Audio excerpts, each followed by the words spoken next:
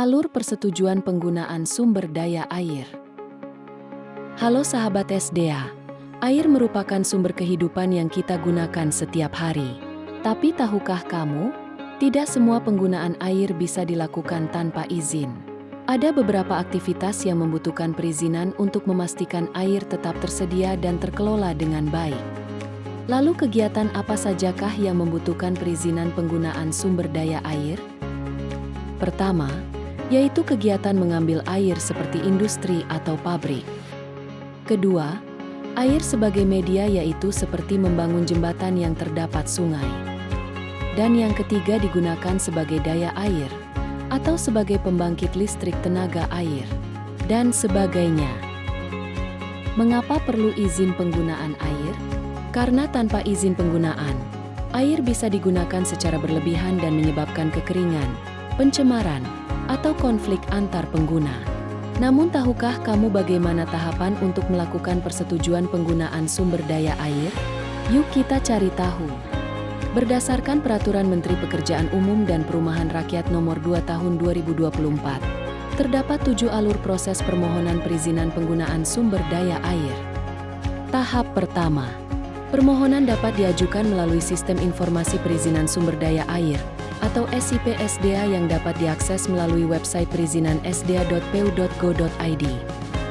Tahap kedua, melengkapi berkas permohonan berupa 1. Surat permohonan yang terdiri dari data diri, lokasi penggunaan, jangka waktu pengusahaan atau penggunaan yang diperlukan, cara pengambilan atau pembuangan atau bangunan yang digunakan. 2. Surat pernyataan bertanggung jawab atas permasalahan sosial. 3. Surat pernyataan bertanggung jawab mutlak atas lahan. 4. Izin berusaha. 5. Identitas pemohon dan legalitas subjek hukum. 6. Jumlah dan jadwal pengambilan air serta gambar desain jenis. Selain berkas permohonan tersebut, bagi pemohon dengan ketentuan tertentu harus memenuhi persyaratan tambahan yaitu 1. Perjanjian kerjasama dalam hal permohonan izin diajukan oleh badan usaha yang bekerja sama. 2. Surat keterangan dari BUMN atau BUMT. 3. Surat perjanjian jual beli listrik atau izin usaha atau letter of intent penunjukan penyedia. Serta kajian untuk PLTS terapung meliputi 1. Saran teknis Balai Teknik Bendungan atau rekomendasi Komisi Keamanan Bendungan. 2. Persetujuan lingkungan hidup.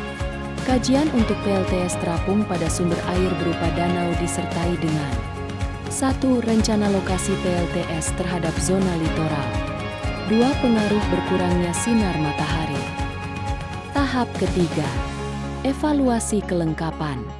Apabila dokumen persyaratan administrasi dan teknis yang diajukan oleh pemohon telah dinyatakan lengkap dan sesuai dengan substansi permohonan, maka proses dapat dilanjutkan ke proses verifikasi.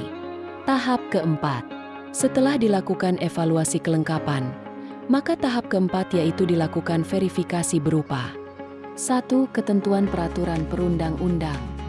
2. Kelayakan teknis.